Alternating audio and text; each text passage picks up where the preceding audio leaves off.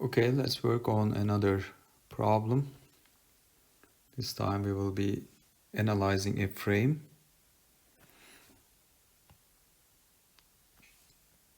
I have a roller support here,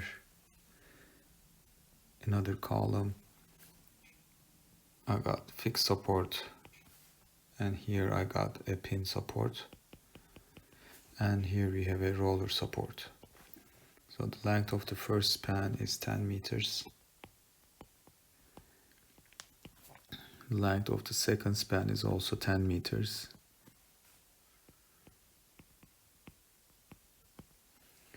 And the height of the columns, they are also 10 meters. So there's a point load here. Magnitude is 10 kilonewtons. And I have a uniform distributed load in here, and its magnitude is 1.8 kilonewton per meter. And the rigidities, this is 2EI, the beams are 2EI, and the columns have EI. Now we will try to analyze this assuming axial rigidity.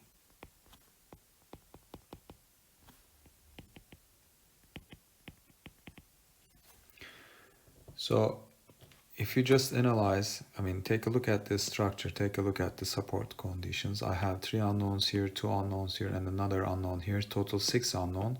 So the degree of static indeterminacy for this structure is 3. But of course we will not, this doesn't matter for us. What is important for us is the number of degrees of freedoms. So let's do the discretization.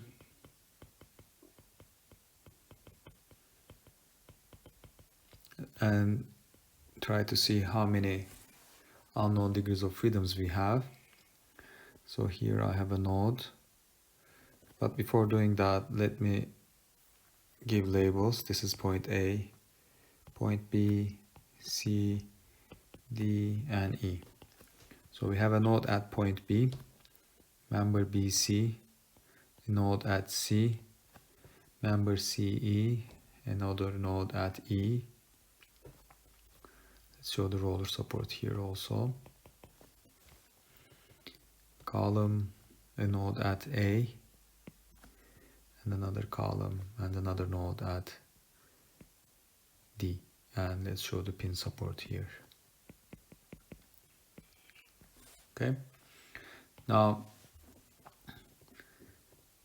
degrees of freedoms at node B, it can translate in the horizontal direction.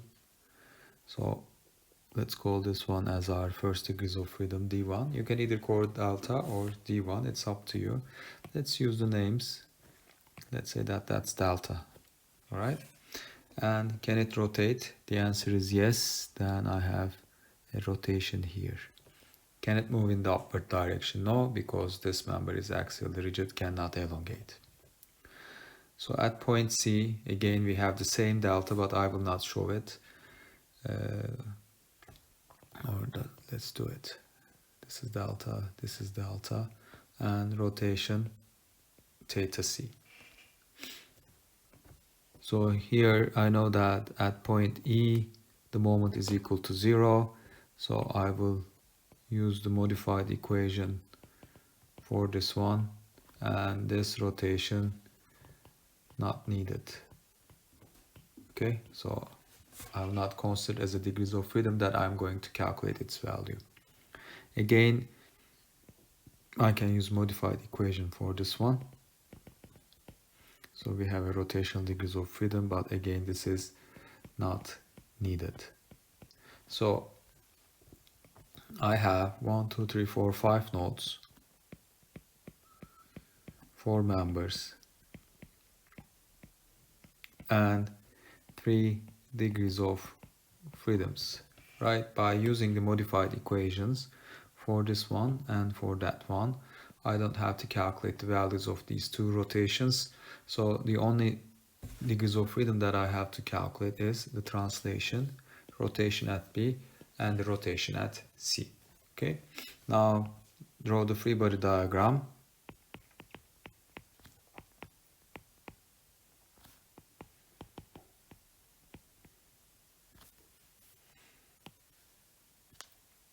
And let's see how we can write the equilibrium equations.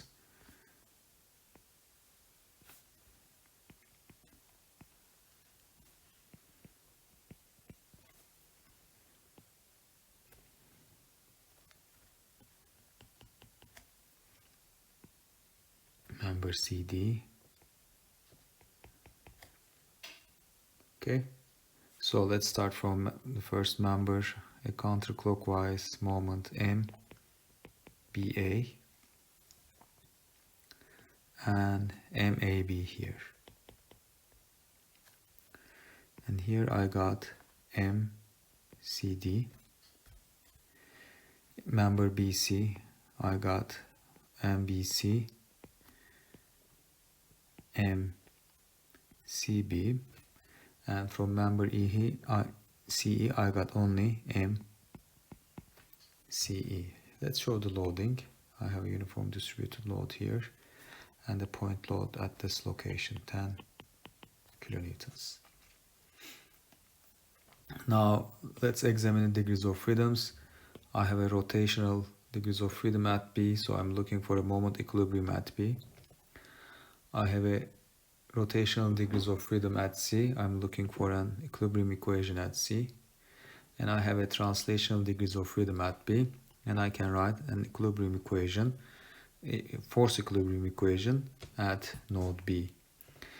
So let's show the moments first. So I have this moment here and that moment here. Moment CB, moment CE, and moment CD. So my first equilibrium equation is sum of moments at B equal to 0. This tells me that MBA plus MBC must be equal to 0. That's my first equilibrium equation. For the second equilibrium equation, sum of moments at C must be equal to 0. This tells me that MCB plus MCD plus MCE must be equal to 0. That's my second equilibrium equation. Now for the third one, I have to write a force equilibrium and I need the shear forces. And shear forces of which members? Of member AB. So I need that shear force VBA. And I need that shear force also VCD, right? So if you take a look at this member, that's a roller support. So the axial force on this member is equal to 0. Okay. So I can just transfer that shear force into that node in this direction. Here I see it in that direction. So at member VC, I have it in like this. Here it's like that, and at this node, that's what I see.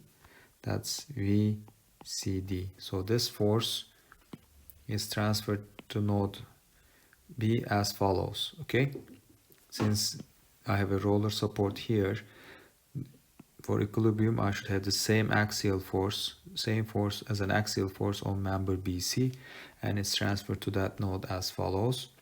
And here I have VBA.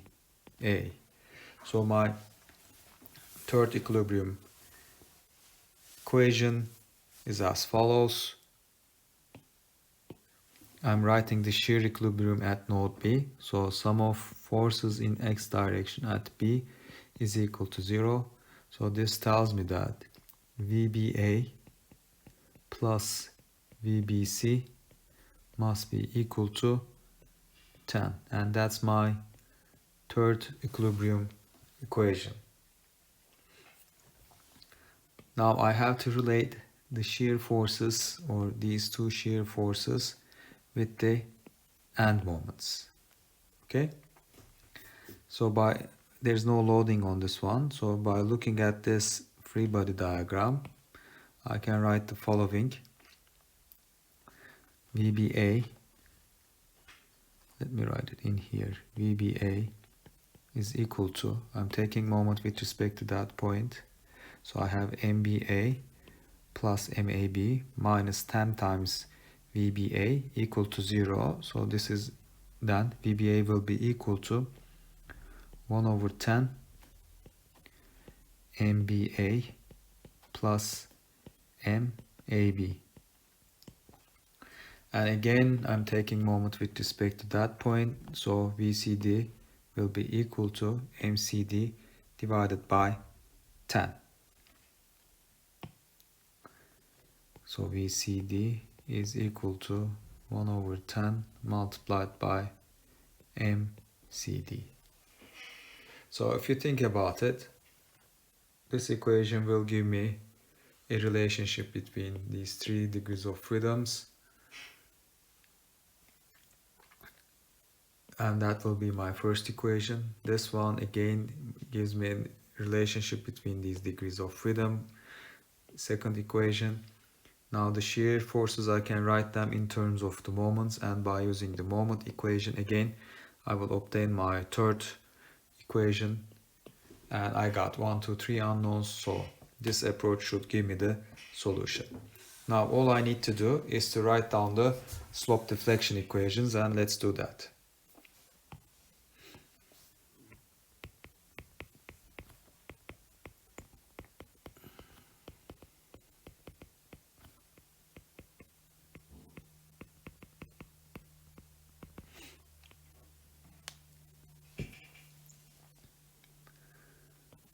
Let's start from member AB.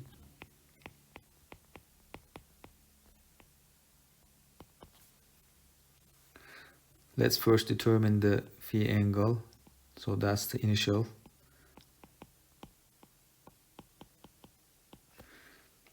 If we go back to our discrete structure, delta is defined in this direction. So here we are saying that this point can move in the following direction, and that's delta. That's the deformed configuration. And that's our chord rotation. That's the phi angle. Now that's a clockwise rotation. So phi angle will be equal to minus delta divided by 10. So if I write MAB is equal to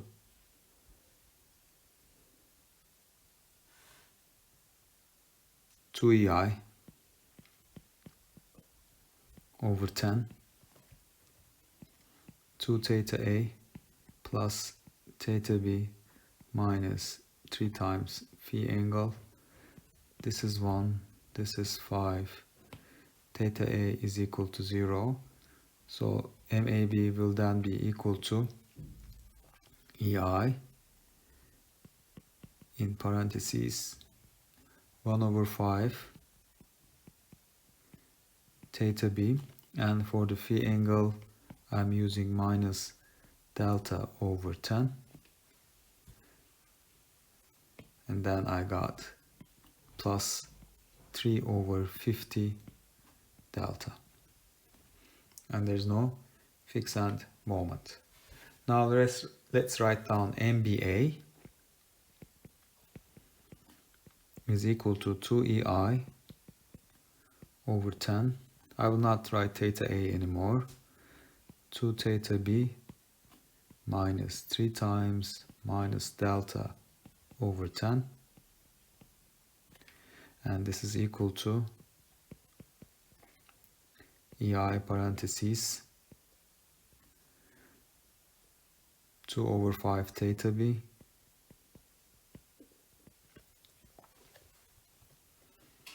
plus 3 over 50 delta. Okay. Now member CD, our second column. Again, I'll have the same figure, right? This is the initial.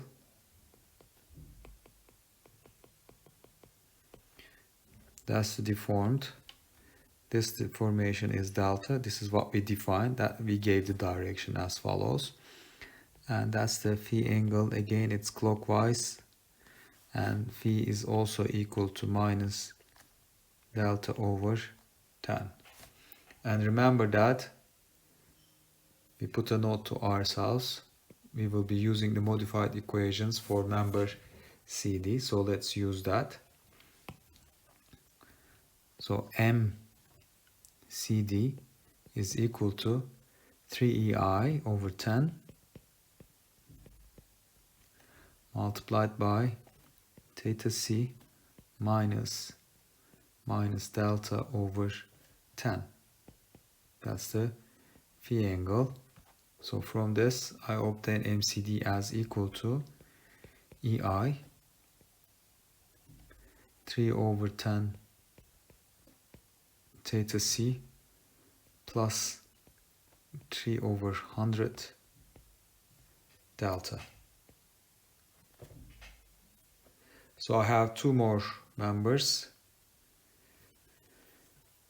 Member BC.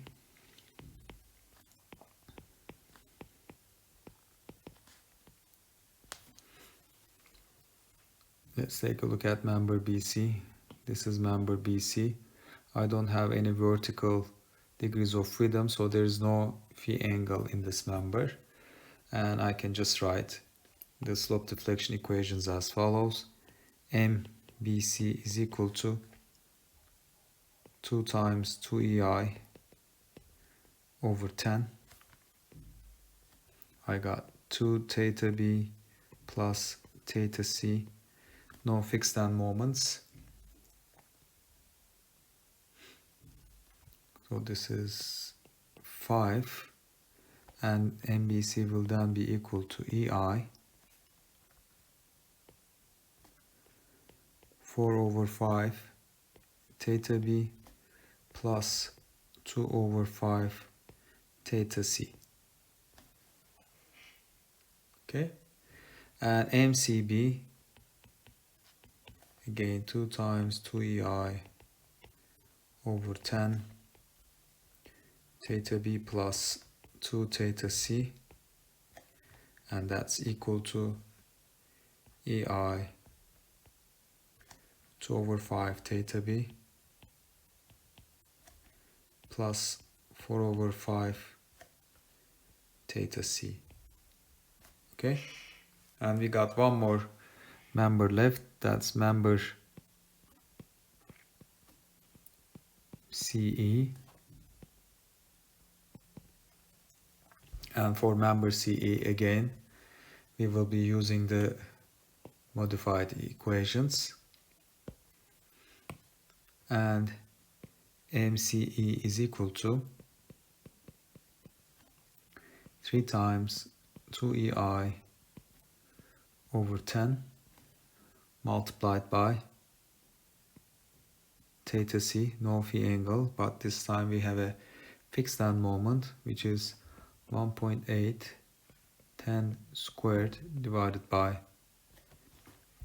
8. And our MCE equation is then equal to EI 3 over 5 theta C plus 22.5. Okay. Now I will need also the shear VBA and VCD, and you just divide the summation of these two by 10, and when you do that we obtain VBA as equal to EI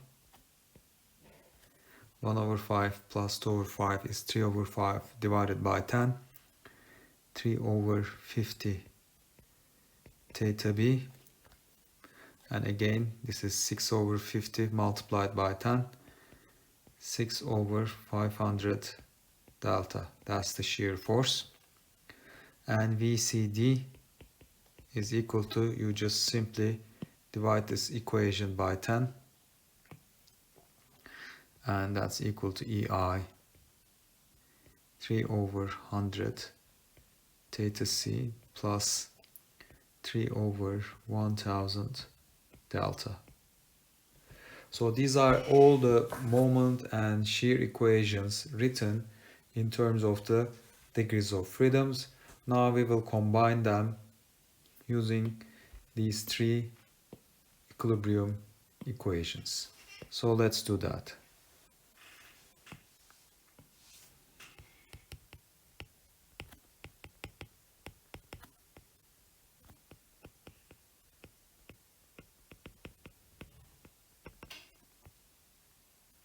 So the first equilibrium equation is sum of moments at B equal to 0. This gives me MBA plus MBC equal to 0. So when you add these two moment equation, this is the final answer. EI 6 over 5 theta B plus 2 over 5 theta C plus 3 over 50 delta equal to 0. That's our first equation. For the second equation, we have written a moment equilibrium at C. Sum of moments at C must be equal to 0. So I got MCB plus MCD plus MCE equal to 0. And when you combine these equations that we found here at this page, the final answer is EI 2 over 5 theta B plus 17 over 10 theta C plus 3 over 100 delta, and that's equal to minus 22.5. That's our second equation, and our final equation is sum of forces in x direction at B equal to 0. So this gives me VBA plus VCD equals to 10.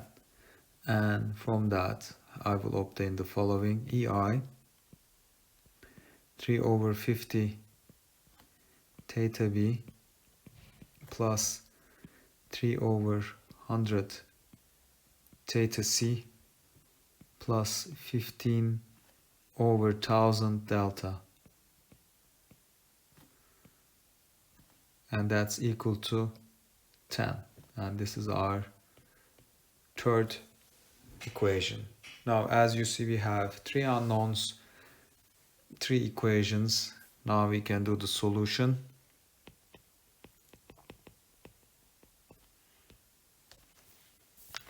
Let's write everything in matrix form.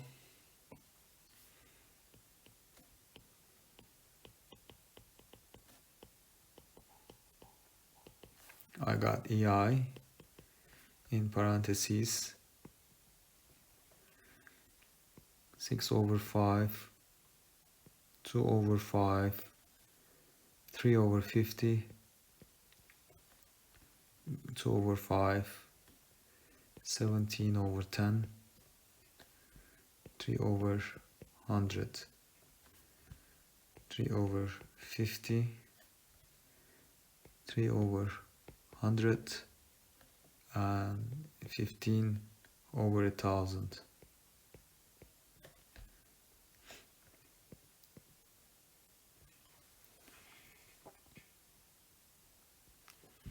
And we have theta B, theta C, and delta. And that's equal to 0, minus 22.5, and 10. And when you solve it, we obtain theta B as equal to minus 35.9 divided by EI, theta C as equal to minus 19.8 divided by EI, and delta being equal to 849.8 0.8 divided by EI.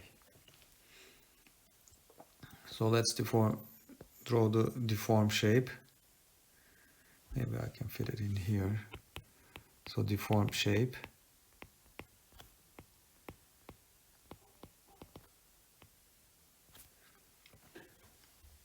So let's plot the initial fixed support here.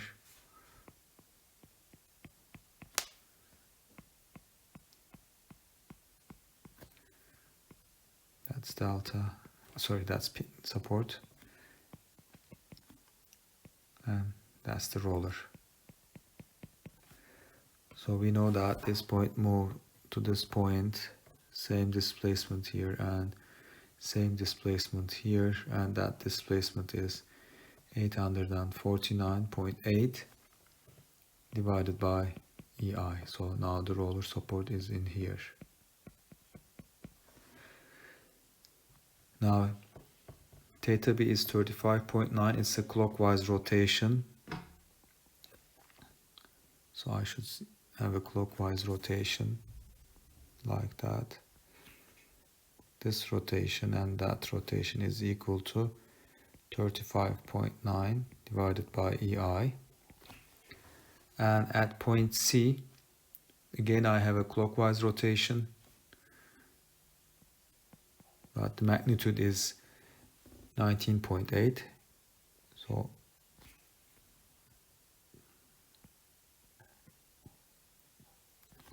that's the rotation. This is clockwise. Clockwise magnitude is 19.8 divided by EI. So this is 0. And I should expect to see a deformed shape like that. Okay. So this should be all continuous. So I should expect to see a deformed shape as follows. And right hand side is free to rotate, so probably it should be something like that. And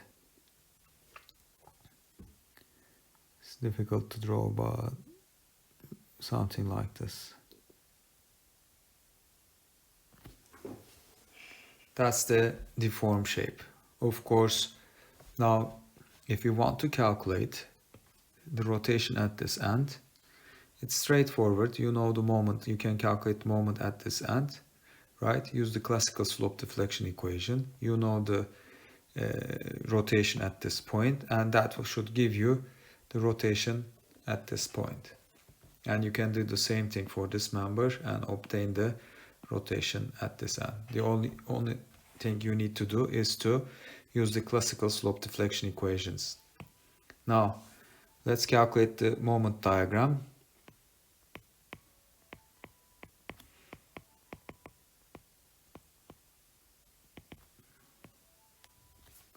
So we calculated all these values, right? And if you go back to this page, we have all the equations for the moments.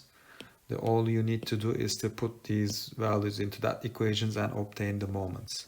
And this is what I found. So let's first draw the free body diagram.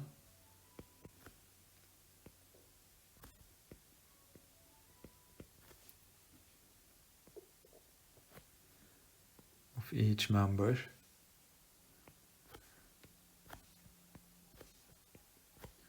Now, when you put the degrees of freedom into slope deflection equations, if you find a positive moment, it means that you have a counterclockwise moment.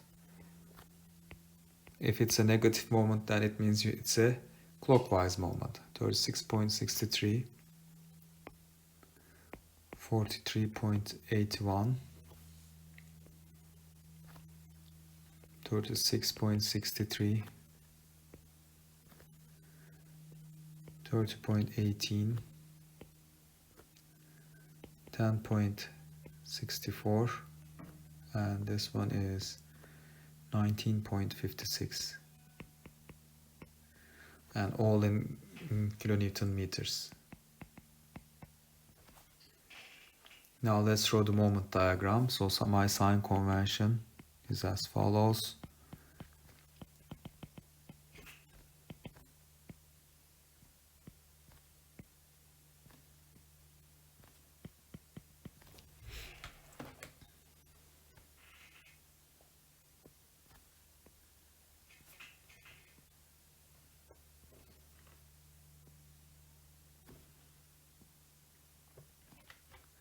That's the moment diagram.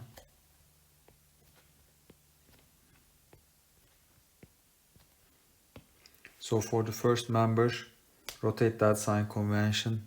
At the bottom we have a positive moment, 43.81.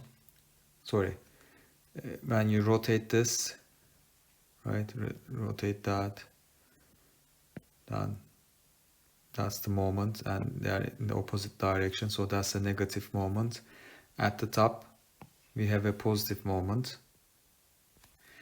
There is no loading on this member, so the variation is linear. That's negative, that's positive, okay? The second member, this member, on the right hand side, left hand side, it's a positive moment. On the right hand side, it's a negative moment. So here I have negative 30.18, and here I have a positive 36.63. And again, I don't have any loading, so the variation is linear. That's plus, that's minus. This member, it starts with a negative moment, and I got 0 moment here. So somewhere here it starts and 0 moment here. That's a negative moment. It has a loading on it, so it should be a quadratic parabola. And that's what I see, minus, plus, and this moment is 10.64. And rotate that member like that, and here that's the positive direction. It's the same as this one, 0 moment here, and we have a linear variation. So I'll just draw it this way. That's plus, and the magnitude of that moment is 19.56, and that's the moment diagram. Now this was a structure composed of 4 members, right? And imagine that obtaining all these equations by using the integration method. It will take pages long. Why? Because we are actually calculating the full deformation of the structure. Not just at the nodes, we were obtaining the equations of these curves. But actually for an analysis, we don't need to do that. All we need is the relationship between the end moments and the end displacements, like this. The relationship between these end displacements with the member end forces. And these relationships are given us by the slope deflection equations, which were derived from the integration method. And at the end of today, even though this solution looks long, it's a really simplified solution for such a structure.